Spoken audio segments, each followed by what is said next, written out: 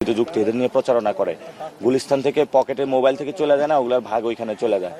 যে ব্যবসায়ীরা যে গুলিস্তানে ব্যবসা করে মতিঝিলে, এগুলো অনেক জায়গা থেকে চাঁদা উঠে, ওগুলো নিয়ে মির্জা আব্বাস হলো গুন্ডা বাহিনী পালে, এগুলা দিয়ে হলো নির্বাচনে সে কাজ মেনটেন করে। ঢাকা ৮ হচ্ছে সবচেয়ে ভাইব্রেন্ট মানে ক্যাম্পেইন স্ট্র্যাটেজির দিক থেকে ধরলেও এখন আপনার স্ট্যাটাসটা কি দাঁড়াচ্ছে? কয়েকটা দিন আছে যে আপনি কোন অবস্থায় আছেন বর্তমানে? আমি ভোটারদের কাছে যাচ্ছি।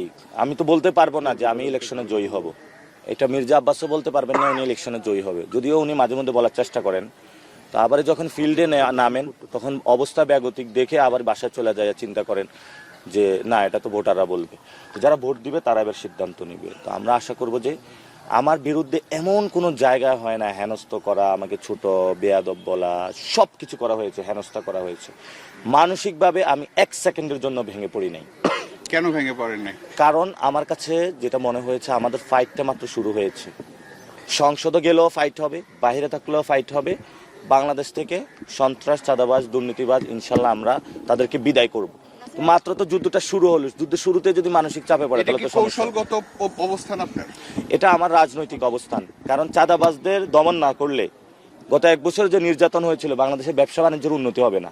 ব্যবসা বাণিজ্যের উন্নতি না হলে মানুষের চাকরি হবে না, চাকরি না হলে মানুষের কর্মসংস্থান হবে না, পেটে ভাত থাকবে না। সবাই দেখছিল যে মির্জা আব্বাসের সাথে একটা কনফ্রন্টেশন, ভার্বাল একটা স্টেটমেন্টের বিষয় আছে। আপনি শেষ পর্যন্ত তারেক রহমান মির্জা আব্বাসে যদি আসনে না দাঁড়ায় তো আমি তারপরেও হলো ওনার এগুলা নিয়ে বলতাম। উনি তো ঢাকার একটা গ্যাংস্টার, আপনিও তো জানেন। দুনিয়ার সব ঢাকাতে আকাম কুকাম করে বেড়ায়, সন্ত্রাসী কাজ করে বেড়ায়। ওনার কারণে তো শাপলা চত্বরে এত ভাই শহীদ হলো। উনি যদি ওই দিন অ্যাটেন্ড করতো তাহলে তো এই ধরনের ঘটনা ঘটতো না। আপনার একটা কথা যে তারেক রহমান কাগুজে বাগ, এটা অনেক স্প্রেড করেছে। তারেক রহমান তো আসলে কাগুজে বাগ। আপনারা কি মনে করেন তারেক রহমান অনেক কিছু? উনি কেন গণ অভ্যুত্থানের পরে দেশে আসলো না? উনি কার সাথে চুক্তি করে এসেছে? জনগণের সামনে ক্লিয়ার করুক। ওনাকে কে অধিকার দিচ্ছে আওয়ামী লীগের লোকদেরকে পুনর্বাসন করার জন্য? আওয়ামী লীগের যে সজীব ওয়াজেদ জয়, সে রাজনীতি করবে না করবে এটা জনগণ সিদ্ধান্ত নিবে, তাকে কে সিদ্ধান্ত নিতে বলেছে? আচ্ছা, আমার লাস্ট কোশ্চেন সেটা হচ্ছে যে তার ব্যাপারে আপনার কনফিডেন্সের জায়গাটা কোথায়? যদি জনগণ সিদ্ধান্ত নেয় তাহলে তো সমস্যা নেই। এমন অবস্থায় লেভেল প্লেইং ফিল্ড কেমন দেখছেন? আর এই লেভেল প্লেইং ফিল্ডে নাই, এটা হলো বিএনপি ফিল্ড। আমরা বিএনপি ফিল্ডে খেলতেছি, কতক্ষণ অ্যাটাক হই, মারা পড়ি, আবার উঠি, আবারই দাঁড়াই, কিন্তু তাদের সাথে আমরা যুদ্ধ থামাবো না। কেন? এটা অসম যুদ্ধ। মির্জা আব্বাস পাওয়ার জন্য করছেন এবং এগুলো আসলে ইচ্ছাকৃত আপনার প্ল্যান। পাশাপাশি সিম্প্যাথি পাইতে চাইলে তো তাহলে আমি রাস্তার মধ্যে শুয়ে থাকতাম। ওইসব সস্তা জিনিসের জন্য আমি না। আমি সিম্প্যাথি পাইতে চাইলে অনেক আগে নিতে পারতাম। আমি ঘর পুড়িয়ে রাজনীতিতে এসেছি, আমি করতেছি।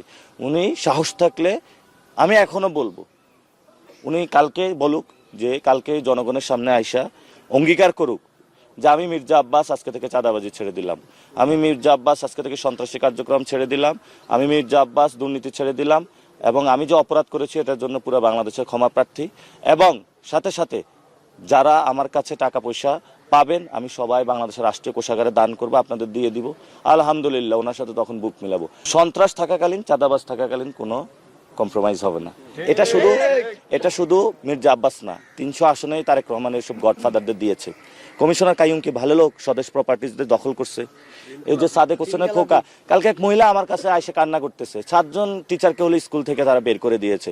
এই যে খোকা পুত্র জমিদার, এই যে কি যেন ওনার নাম, ইশরাক, বেয়াদব একটা ইশরাক। তো এই যে তারা বেয়াদবিগুলো মানুষের সাথে করতেছে। এই যে রবিউল খুনের মামলার আসামি, চারিদিকে তাকায়া দেখি সন্ত্রাস আর সন্ত্রাসে পড়া, কোন জায়গা যায় আইসা পড়ছি। এখন আফগানিস্তানে যখন কেউ অ্যাসাইনমেন্টে আসে, সে আইসা দেখে কোন জায়গায় যে পা দিলে মাইন, আমি হলে এই অবস্থায় আছি। শাহজাহানপুরের দিকে যায়, ওইখানে একটা মাইন, ওই মাইন আমার হলো ডিফিউজ করতে হইতেছে। ধানমন্ডির দিকে আরেকটা মাইন, উত্তরার দিকে জাহাঙ্গীরকে লাগায় রাখছে, ঢাকা 20 একজনকে, সবগুলো তো দেখেন গডফাদার সন্ত্রাসী।